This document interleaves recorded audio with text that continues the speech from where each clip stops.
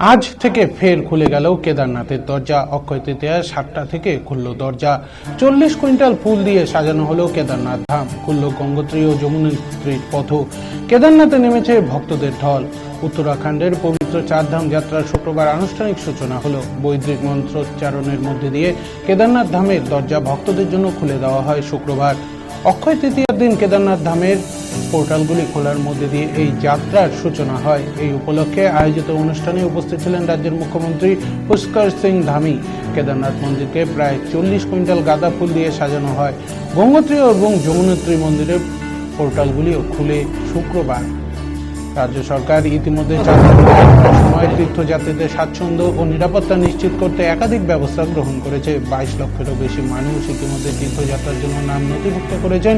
যদিও বদ্রীনাথের দরজা খুলছে 12ই মে।